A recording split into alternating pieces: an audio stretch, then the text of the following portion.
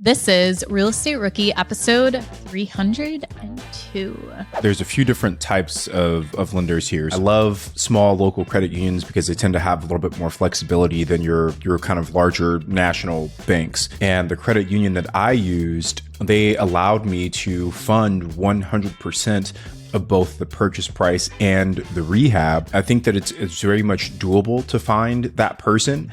You just got to kind of spend the time to build those relationships and identify the right folks. My name is Ashley Kerr, and I'm here with my co-host, Tony Robinson. And welcome to the Real Estate Rookie podcast, where every week, twice a week, we bring you the inspiration, motivation, and stories you need to hear to kickstart your investing journey. And we're back today with another Rookie Reply episode. We're going to answer some questions from the Rookie audience.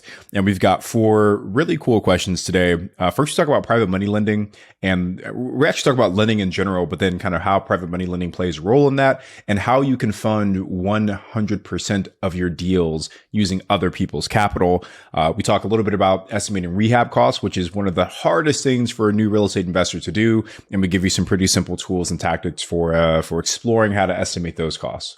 Then we will go through red flags when hiring a property manager. So Daniel asked a couple questions of things that occurred while he was looking into hiring a property manager. And we go through if these are red flags or green flags and if you should continue dating this property manager. Then the last thing we do is going over your lease agreements and stating what you should and shouldn't include as the landlord. That is your responsibility to fix or repair during the length of the lease. So one thing that came up in the question as to like how little or small of things are you going to fix for your tenant in their rental property? So if you are, thinking of doing long-term rentals, or you currently are right now, maybe you've had this situation where something comes up and you're undecided. Is this actually my responsibility, or is this the tenant's responsibility? So we kind of discuss your options there and one way to troubleshoot that. Now, I want to give a shout out because today's episode, I'm going to read a review. It's a little different of a review today. Usually I'm sitting here and I get to read all these 5-star glowing reviews of who we are and why people love us so much. But today, for the first time in a very long time, we got less than 5 stars in a review. Someone left us a 2-star review. So instead of hiding from this and digging our head in the sand, we're going to read it. Okay, first of all, let me just clarify. This review is not about Tony, and that's why he is okay with reading this review, because he literally has nothing to do with it. That's true, because this person does say, I'm only 1 episode in, so I didn't come on until episode like 38 or 39, so I had nothing to do with this. But they say, I'm only 1 episode in, and all I can hear them say is the word like over and over. I stopped counting at 45 likes. I can't focus when that's all I hear. Keep up the great work otherwise. But the last part, keep up the great work otherwise, I feel like there's something to build on there. So for all of our rookies that are listening, help us out. We got to rebound from this 2-star review. If you can, leave us an honest rating and review on whatever platform you're listening to. 5 stars help. 2 stars hurt a little bit. So maybe if you have a 2-star, keep it to yourself. But if you got a 5-star, you can share it with the world. And our producer even asked, is that review about you, Ashley, or your old co-host or the guest? And honestly, it probably was me. It still is me, probably. Now I'm going to be super conscious. I'm going to have to get a sticky note and like stick it on my computer and put like and X it out so I make sure I'm not saying it a lot. I feel like I haven't really. I feel like I've never picked up on filler words like that. Like I don't think I've heard you say like over and over and over again. Who knows? Maybe it was just like an episode of one thing. I have some kind of software implemented where it cuts it out. It just cuts it out, yeah. I'm pretty sure there is software like that now that cuts out filler words. So yeah, I'm sure. Just some boring banter really quickly. Ash, do you watch Ted Lasso? I started watching it when it first came out, but I never got super into it. Oh man. So Sarah and I always have like at least one TV show that we watch. And right now it was Ted Lasso. And we've watched like, the 3rd season just ended and we've watched all 3 seasons, but this was like the end of the series. So it was like the series finale. And, I just really enjoyed that show. Like it, it was supposed to be kind of like a comedy kind of slapstick type thing. But like as the seasons progressed, it was like they explored some pretty deep topics in that show. So anyway, if you guys haven't watched Ted Lasso, highly encourage everyone to watch it. And you can now go back to Apple TV and watch like all 3 seasons, binge watch them all. So, and you know who else loves that show? Who? Is Tyler Madden. Does he? I'm not surprised. Yeah. Yeah. So our good friend Tyler, who Tony and I are actually flying out tonight to see. That Tony RSVP to what? Yesterday? Did you? Last night. Yeah.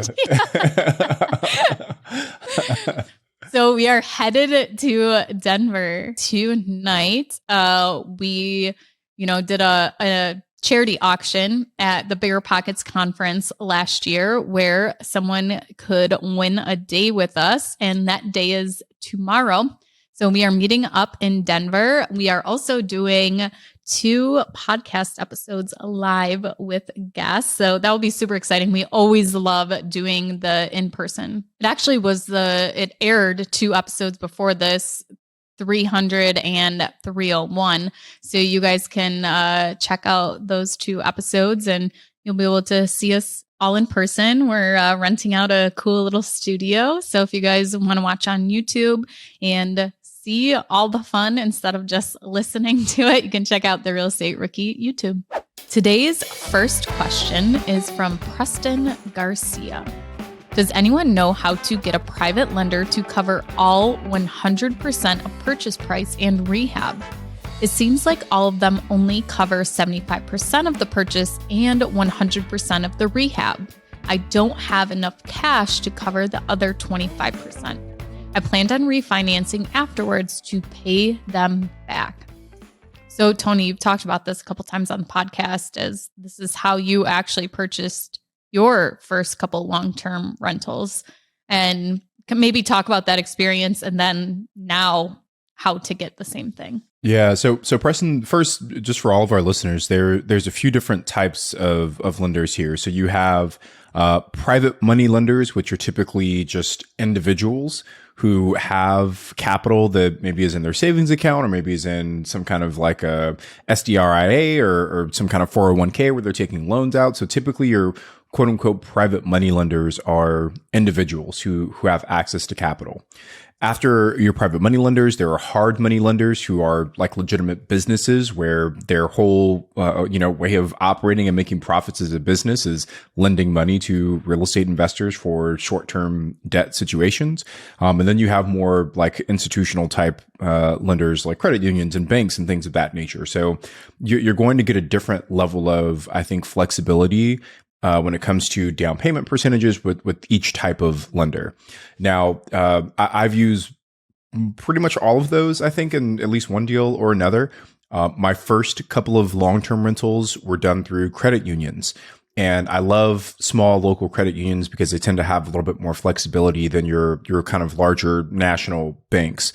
And the credit union that I used, they allowed me to fund 100% of both the purchase price and the rehab, as long as I kind of met certain criteria that they wanted me to meet in terms of what am I buying it at and what will it appraise for after my rehab is done. We've also used private money on a ton of deals. So pretty much every flip that I've done, I've used private money on those deals, and our private money lenders typically fund 100% of the purchase and the rehab. I actually literally just sent a wire today repaying one of my private money lenders. So Preston, I think that it's very much doable to find that person. You just got to kind of spend the time to build those relationships and identify the right folks. Yeah. So do you want to, I guess the distinction was with the first properties you went through the bank and then now you're using private money because it is a lot harder to find a bank that is going to give you that type of loan that you were able to get on those first properties. So that is where going to private money lenders makes a lot of sense right now in today's market. There may still be some credit union or other bank out there that does have that option available, but I haven't found it yet as of right now. Tony, have you? Not recently. Honestly, I haven't really looked as much. But I feel like we had a guest on recently where he said he found like some credit union in Utah Do you remember that? That was one of the guests we just recently interviewed, and he said he got like a really sick deal from one of those credit unions out there. But I would agree with you, Ashley, that most banks I think have kind of tightened things up a little bit, especially like after COVID. You just saw a lot of that stuff that they were doing before COVID kind of go away. But I think the private money opportunities are probably bigger now than they were a few years ago, because for the folks that just had, say they had six figures, maybe just sitting in a savings account, think about how much money those people have lost to inflation if they just left that money in the bank for the last couple of years. So there's a really strong incentive for folks that are sitting on cash to try and put that money to work.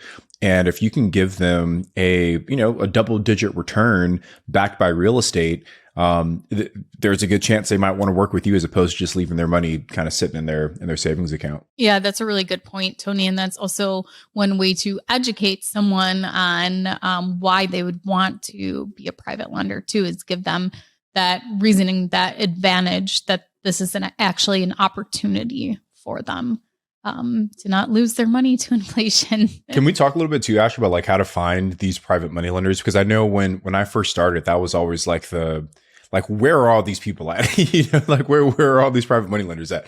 And the first thing that I'll say is that when I first got started investing, I definitely had a limiting mindset around money.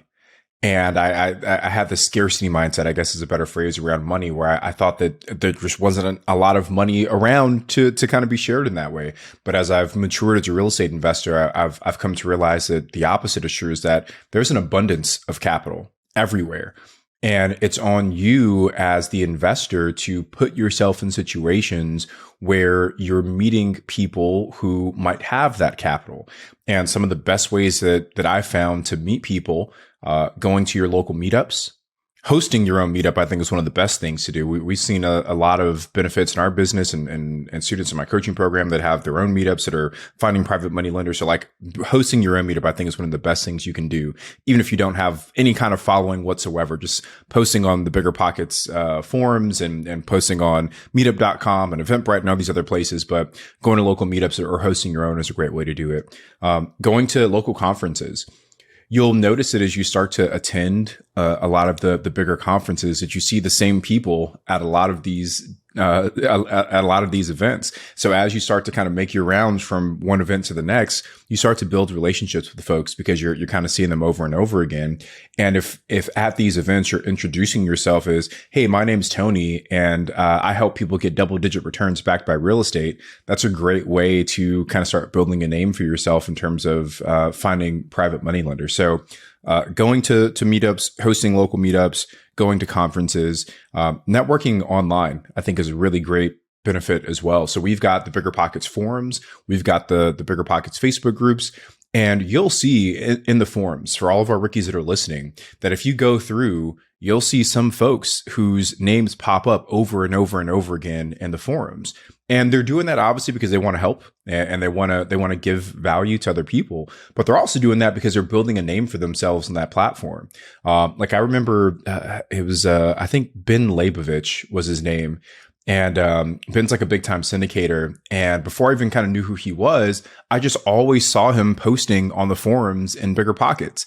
And I was like, man, this guy is just like the nicest guy ever, just like always giving his time to people in the forums. But, on the back end of that, he was able to introduce a lot of people to his syndication business. And that's how he finds, I'm sure, I would think, quite a few people to invest in his business. So, rookies, for all of you that are listening, there are so many ways to start building a name for yourself and building relationships with potential private money lenders. You just have to take the action and put yourself out there. I think the last thing I would add to that ties in is proof of concept. So having experience and showing, that you've had a couple successful deals. And one way to do that is to share online. And, somebody looks at you, you post that you're successful. Oh, you have a lot of followers. You have these nice before and after pictures. You have a picture of a check. You must be successful. So one thing that, that's not the way that someone should decide to lend their money to you is based on your social media presence. But that does really help gain some traction for you is if you are sharing what you're doing and you're open about it on social media or in the Bigger Pockets forums. In the forums, there's also the deal diaries where you can go through and kind of answer some questions on a deal you just did and kind of share it almost as a case study. I just want to share two other resources, Ashley, for our rookies. So first, Bigger Pockets has a book by Matt Faircloth, Raising Private Capital. Definitely go check out, wherever you want to consume your books and pick up a copy of that. And then one of my good friends in real estate investing, her name is Amy Majuri. So if you look her up on Instagram, it's Amy AMY Majuri. Mahjoory. So that's Mahjoory. And Amy runs a company called Raising Private Capital, and she does just a phenomenal job of specifically teaching real estate investors how to raise private capital. So if you go through her Instagram, she's got so many little golden nuggets on techniques that she's used to raise private capital in her business. And then Amy was also on a few episodes of the real estate podcast last year. So if you guys just look up Amy Majuri Bigger Pockets, I'm sure you'll find all her episodes as well. But she is a wealth of knowledge, and I really highly encourage you guys to go check her out as well. Okay, let's go on to our next question from Dimitri. When trying to figure out rehab costs for off-market deals, is it customary to have multiple contractors come through while you are still new and trying to pick someone to work with? I would imagine that for an off-market property, the seller might not appreciate that. Maybe I'm thinking about it the wrong way, but how do you figure out the rehab cost when making offers and you are new and don't have a feel for what it could cost? Number one question a rookie could have. And I think a really great one that could be addressed over and over again. And there's multiple ways to kind of approach this. The first thing in here is how to educate yourself so that you do have that feel for what a rehab would cost. Also, how to handle and manage contractors when, you don't even own the property, but you're asking them to come and do walkthroughs. And then kind of the third thing is how will the seller react having all of these contractors come through? So maybe let's start with the first thing on just educating yourself on rehab and construction costs and also just the process of it. And one of the things you can do is at the Bigger Pockets bookstore, you can look at Jay Scott's book called Estimating Rehab Cost. And right here, it's going to give you almost every line item that you could have for a scope of work.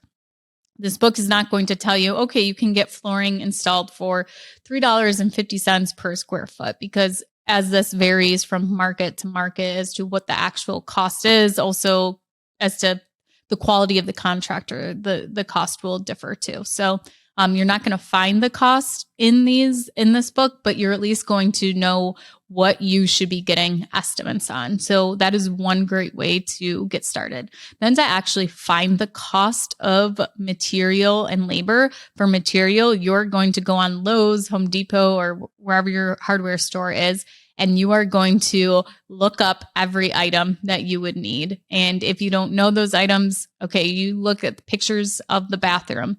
You see the bathroom needs to be remodeled and you want to put in a tile floor. You are going to YouTube or Google, what do I need to tile a floor? What materials? You're going to take those materials and pull them up from Lowe's or Home Depot. Even if it is not the exact toilet, the exact grout, it's still going to give you an idea of what your material cost would be. You're going to build that out. And then for the labor costs, that's where you're going in and getting estimates. So start making phone calls and finding out if contractors have a set price per square foot, or, how much does it cost to have a toilet installed? How much does it cost to, what's your price per square foot for painting? Considering there's no cathedral ceilings or anything like that. What is your cost for laying flooring? What is your cost for cabinet install? Things like that. And just try to get as rough of an estimate as you can over the phone for what these things are going to cost you. The next thing, if you are going to be doing walkthroughs through the property, is having the contractor come through, is you can offer to pay them. If you feel like you are going to be wasting their time, you can offer to pay them. And if you get an estimate, ask for as detailed as possible. And one thing I learned from a contractor's wife, actually, she was in one of the real estate rookie boot camps. And she said, my husband will just give you an estimate that's just one price. He's not going to break down line items because he is so busy and he has so much work already that it's not worth the time for him to go through line by line. So what she recommended people do is if they want a detailed estimate, they actually build out that scope of work themselves and then give it to the contractor and say, fill this in for me. So building that scope of work and just like practicing that, having, if you have a friends or family that are contractors or have experience with rehab, have them go through that scope of work. If you just Google scope of work, you can get a ton of templates and a ton of ideas. The way I build out a scope of work is I go room by room. So I look at one room at a time. Okay, the living room. What needs to be done here? Are we painting the walls? Are we doing new drywall? Do we need new windows? Are we putting down new flooring? Do we need new trim? Are there heating? What's the heating source in that room? Do we need to do anything with that? The light fixture. And I take it one room at a time. And for me, that's an easier pill to swallow than to be like, okay, where's all the flooring we need in the house? So you can do it either way that works for you. For my brain, I need to go room by room when doing that scope of work. Yeah, so much good information there, Ashley. And I agree with you. Like when we're putting our scopes of work together, also like my brain just like comprehends better going room by room. Yeah.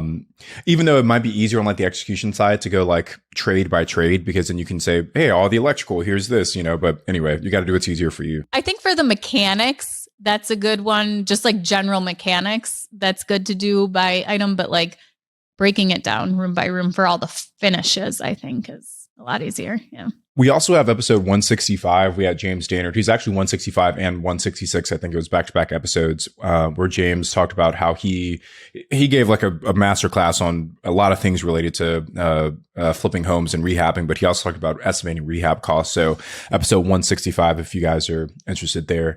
And I just want to talk about, because part of Dimitri's question here was, how did he say it? I would imagine that for an off-market property, the seller might not appreciate having multiple contractors come through. First thing I would say, Dimitri, is don't assume that. If you're buying this directly from the seller, then just let the seller know, hey, I'm going to have a few contractors come through. The purpose of this is for me to really make sure I understand the condition of your home, and so I can give you the most fair offer possible, right? Like you want to structure maybe these contractor visits in a way that also benefits them. We bought a property off market. I guess like 2 years ago now. And initially the seller was giving us a really hard time of kind of having I think we had 2 contractors go through that property. And we had like a septic inspection. There was a few people that had to go through the property, and he was giving us a hard time initially. But when we phrased it as like, hey, this is what we need to do to be able to close on this property and pay you out, they immediately kind of changed their tune. So I think if you can structure it or phrase these contractor visits in a way that helps the seller understand that it's beneficial for them as well, you're able to get a little bit more buy-in that way. But yeah, I think everything else you said, Ashley, is spot on. I probably don't have much to add to that. Yeah, I would say that in my experience, it's actually been easier to get contractors through an off-market property than it has been in MLS property and on-market property. As to, you're contacting through agents. Usually you have a middleman and trying to get back into the property. And especially in how competitive the market has been, we've had spots of cooling off, but I still have seen that, if you're putting in offers, you're still having to be competitive. And part of that offer is maybe, you're doing your inspection, but then after that, you're under contract. They don't care. They don't want you back in the property until you close on it. And I think for off market, it's a little more flexible because you're talking directly to the seller. There's not any middleman, and you're able to kind of negotiate, and you can even put that into your contract too. So when you're making your offer, put in your offer, that you are able to bring contractors through. So even if you're doing an inspection, you're not doing inspection, even after that due diligence is done, like, so say, you need the new HVAC system replaced, and that's part of the deal, and you're getting it at a certain price because of that. You could still work into your contract saying that, you will have access to the property 2 more times before closing to bring contractors through. So this could just be, so you're bringing the contractor through, they're getting their estimate, but then they're also scheduling you for around the time you're closing too. So that you're able to look at all your bids. Maybe you have 3 contractors walk through that day.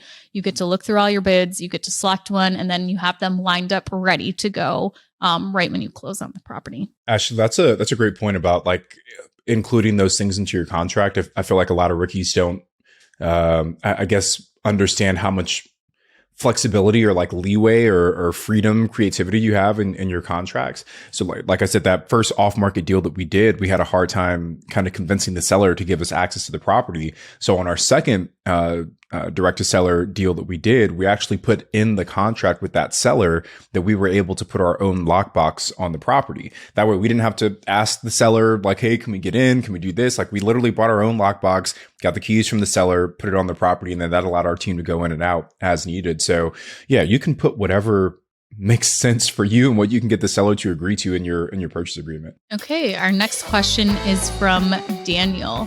Hello, my first post over here. So this question must come from Facebook.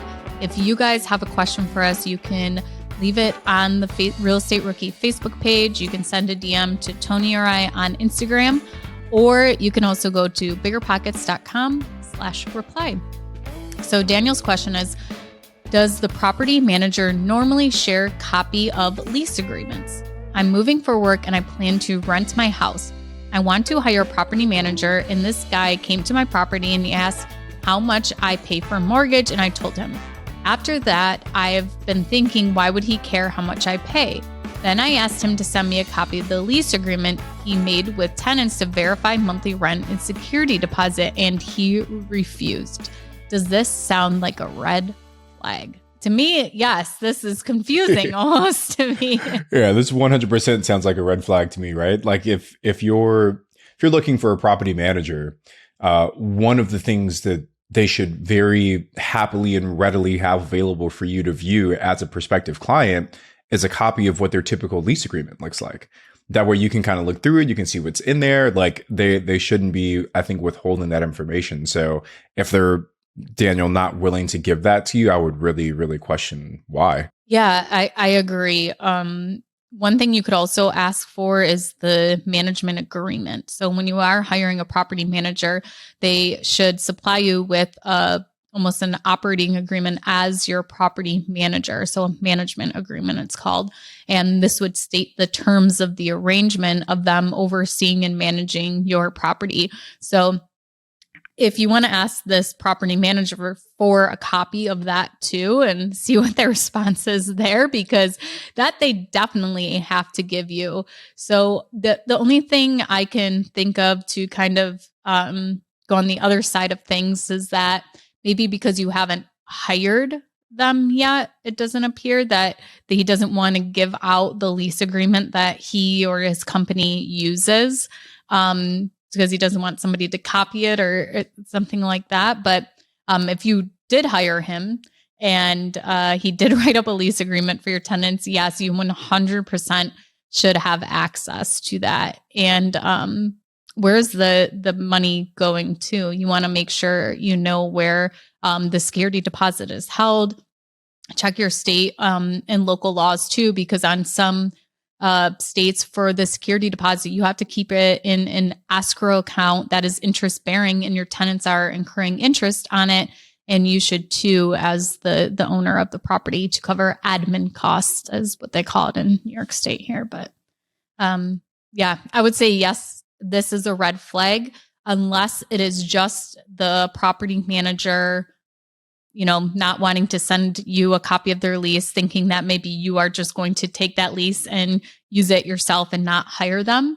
And then as far as asking how much you pay for mortgage, that could just be out of curiosity as to like, well, maybe you should be charging $1,000 for rent instead of the $900 you want or something like that. So there could be some reasoning as to why they're saying that, so they can best advise you as to how much rent to charge. Yeah. But you would hope that if the property manager did refuse to supply the lease agreement, that they would at least have a legitimate reason as to why they wouldn't want to. So if they just said no and like with no explanation, Daniel, yeah, I feel like it'd give me a little pause about moving forward with that person.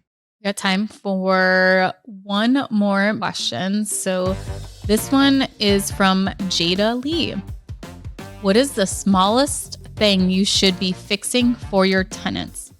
We are currently renting our home by the room while we occupy a small apartment separated from the property. One of our tenants texted us about her closet door being off the tracks. My husband and I are in disagreement about whether we should fix it ourselves and creating a precedent where the tenants are going to come for us for the most inconsequential thing. FYI, we are currently out of state for a few days, so it would take time for us to come back and do it for her. Or if we should just tell her it's her responsibility since it was working properly when she started her lease. So we are here asking you guys with a little more experience. So the question is, what is the basic rule? What's the smallest thing you should fix? What are your reasons for this rule? What are the pros and cons? By the way, this is our first property. Well, Jada, first of all, congratulations on your first property. Yeah, that's amazing. And to close on Christmas Eve, that's amazing. Ash, look, you're the expert when it comes to long-term rental property management. So I'm going to say my little piece and then I'm going to shut up and let you take the reins here. I think my advice to Jada would be whenever you're entering into any kind of agreement, really, but whenever you're entering into an agreement, I don't think it's as important to say like, hey, what should I do or what shouldn't I do? What's more important is that there's clarity at the onset about where those responsibilities fall. Whatever level of involvement you're comfortable with is where you should draw that line. And if you personally feel that fixing closet doors that fall off the track is not what you want to do with your time, that's totally fine as long as you set that expectation clearly upfront with your tenants. So I would, as we eventually venture back into the long-term rental space, the way that I would approach that is saying, here's everything that I'm comfortable doing as the landlord. And maybe that's like a dollar value. Maybe it's like a time effort value, like whatever it is, but here's everything I'm willing to do. And then when my tenants sign that lease, they will have clarity on if a light bulb goes out, they need to fix the light bulb. If the closet doors come off the track, they need to fix the closet doors. Everything outside of my list is what you need to handle. So just my 2 cents, Ashley. Now I'll let you take it from there. Yeah, the hard part about that is you can never know exactly everything that's going to happen or go wrong to kind of itemize that. So what we currently do is we will fix it the first time for you. We will fix it once and we will let you know that, we've fixed it. It is in working order. We have a copy of the work order. We state in the notes of the work order that, this repair has been made. We've let the resident know that if it does happen again, that is their responsibility to repair it. So in this one apartment complex years ago, this was a very common thing that happened where the tracks coming off the closet doors. And it was because there was no almost like a track at the bottom, just a little metal clasp almost to keep the bottom of the door. So the doors were kind of just hanging there from the top. And so what we did do when they would fall off the tracks, we would install these clips that, helped prevent them from falling off. So the first thing I would say is assess the situation as to if there is something that can be done to prevent this from happening again. As to, maybe that's something you missed when you purchased the property and something that really isn't a huge deal, but you could install this $5 clip, take 20 minutes to screw it into the floor to prevent the door from falling off again. Or you're right to say that, it's the tenant's responsibility. But the problem that happens right there is now you're kind of creating this animosity against each other as to like the tenant's going to be like, well, I pay rent, blah, blah, blah. And now you're off on a bad track together. So what we do in good faith is we will fix it once. If it is something like that where it borders the line of, is this the tenant's responsibility or is this landlord's responsibility? So we will come in and take care of it.